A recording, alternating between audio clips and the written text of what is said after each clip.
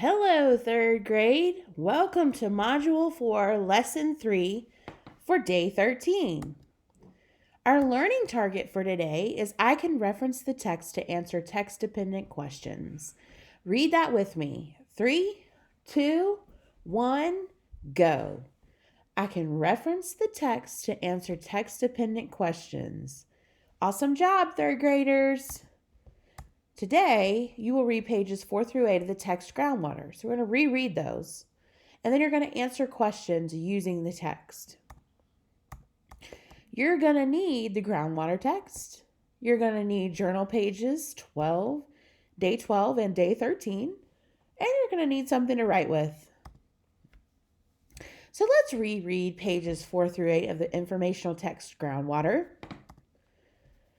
When the water runs out, picture getting up one morning, turning on the faucet, and getting nothing but a gurgle. This happened in a part of California that is famous for its fruits and vegetables. Years of drought there meant little rain. To irrigate their crops, farmers pumped huge amounts of groundwater from under the land. The result was some 2,000 dry wells in 2014. Unfortunately, California isn't the only place with a water crisis. Look at the image. Water in the ground equals groundwater. Precipitation falls from the clouds and goes into the ground and becomes groundwater. Some of it runs off and becomes surface water. Look below the image to find the two pictures that illustrate rock and gravel. The first one shows fractured rock, and the second one shows gravel.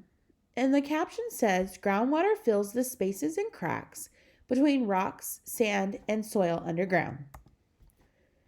Look at the diagram. Water we can use. 99% of all the water on Earth is unusable. 1% is usable. And 99% of that 1% is groundwater. 0.7% is ground ice and permafrost. And then 0.3% is surface water. So what and where is groundwater? Many of us look at a globe and think the planet holds plenty of water for all our needs. Most of Earth's water is in our oceans, however, and full of salt. Fresh water keeps us alive, yet very little of Earth's water is fresh. Of that small amount, most is frozen. Scientists say that 99% of Earth's usable water is in the ground. Most groundwater is stored beneath land in aquifers. These are underground layers of rock, gravel, and sand that hold groundwater like huge sponges. Rain and melting snow flow very slowly into the surface soil and rock to feed the aquifers. Aquifers can reach down thousands of feet and extend for thousands of miles. They feed our rivers, lakes, and wetlands. Their freshwater also irrigates the best farming areas in the world. For more than a century, people have been pumping billions of gallons of water from underground to drink, grow crops, and meet other needs. Even during a drought, communities and farms above aquifers can draw groundwater. It keeps many of us from going hungry and thirsty. The trouble is that groundwater levels are falling fast. People near and far must conserve this life-giving resource.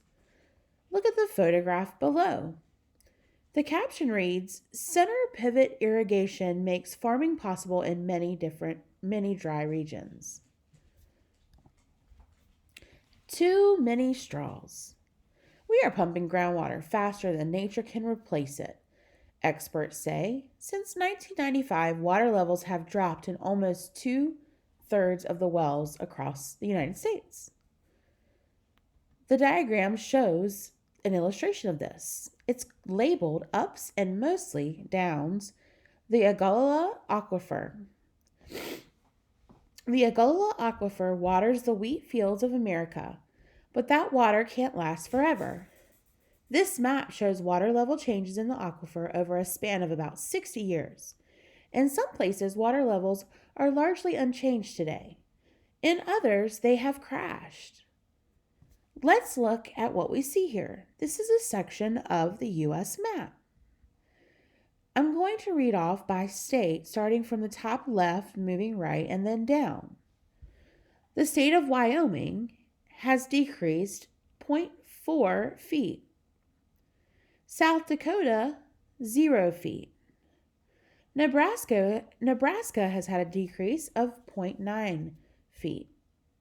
Colorado has decreased 13 and 2/10 feet. Kansas has decreased 22 and 8/10 feet.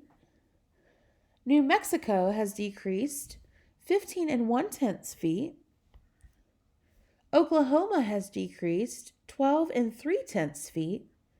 And Texas has decreased 36 and 7/10 feet.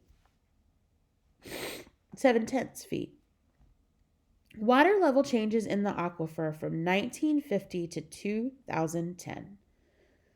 Let's look at the chart below that.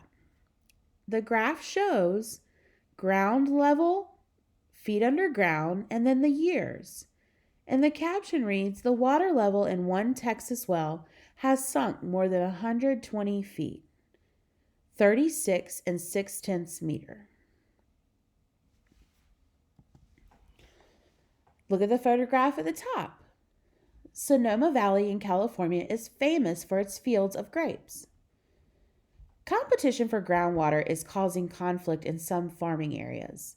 In Northern California, for example, winemakers grow fields of grapes, which need large amounts of water. Many of these winemakers have drilled deep wells to make sure that they can get the groundwater they need. Without it, they might go out of business. Many smaller farmers and homeowners nearby, though, blame winemakers for sucking up too much of the groundwater they all share. In many cases, these smaller property owners cannot afford to drill deeper wells for themselves. As a result, their shallower wells go dry. It's as if everyone has their straws in the same drink. But some farms and businesses can pay for more and longer straws. This problem raises two big questions. Who owns groundwater? And what is fair? Now I want you to think about it. Remember that the main idea of a section is the most important part of it, like what the big idea is about that section of text. So as you were reading this again, what is the main idea of these pages? And how do you know? Pause the video to think about that for a minute.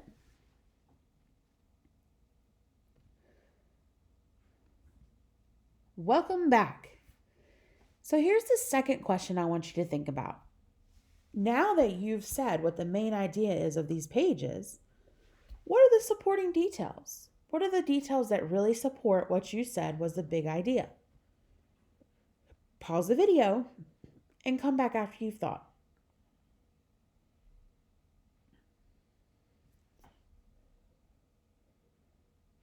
Welcome back. All right, so it's time to talk.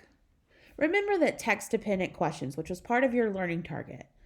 Text-dependent questions are questions that can only be answered from reading a specific text. So that means I have to go back into the text to find evidence, to reference the text in order to get my answer. Let's look at question number 1 for you to talk about today.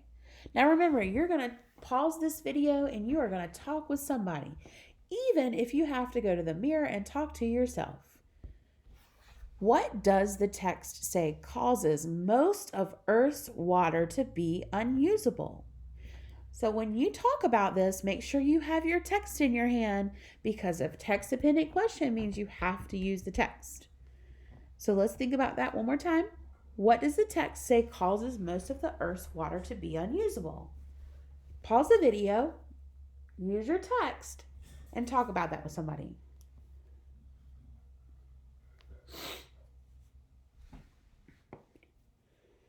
So glad you're back. All right, here's your second question to talk about. What is an aquifer? Go back into your text. Look for where the text talked about aquifers. Get an answer in your head. Now pause the video and talk about it.